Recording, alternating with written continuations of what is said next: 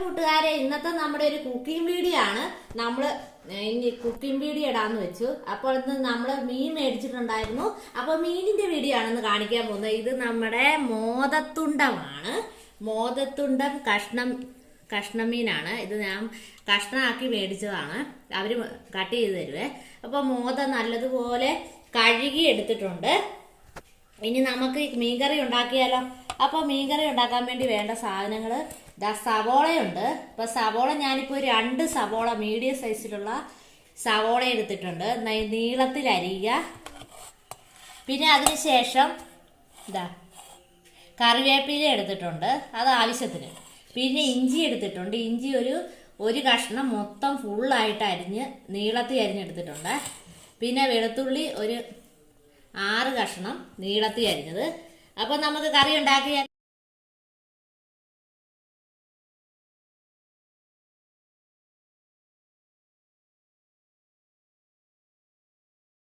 ഒരു 10-11 ചുള കുടംപുളി എടുത്തിട്ടുണ്ട്. നമ്മളെ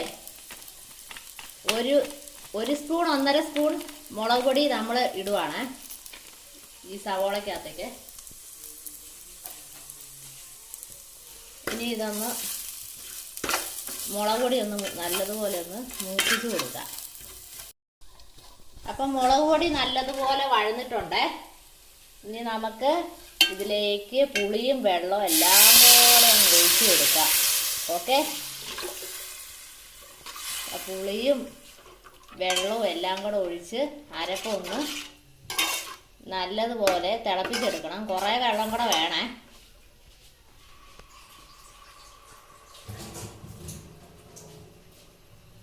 ഇപ്പം മീൻ എന്തേരം ഉണ്ടോ അതിനനുസരിച്ച് വെള്ളം ഒഴിക്കണം.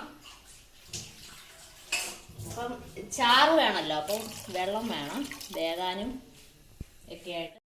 അപ്പം വേണ്ട ചാറൊക്കെ നല്ലതുപോലെ തിളച്ചിട്ടുണ്ട്. നമുക്കിതിലേക്ക് മീൻ കഷ്ണങ്ങൾ ഇട്ട് കൊടുക്കാവേ. ഇതാ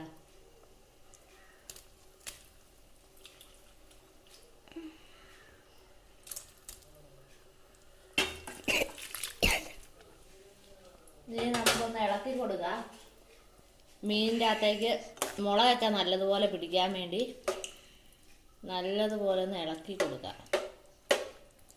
എന്നിട്ട് നമുക്ക് തീ കുറച്ചായിരുന്നു ഇട്ടത്, ലോ ഫ്ലെയിമിൽ ഇട്ട. ഇനി ഹൈ ഫ്ലെയിമിൽ ഇട്ടിട്ട് നമുക്ക് ഈ മീൻ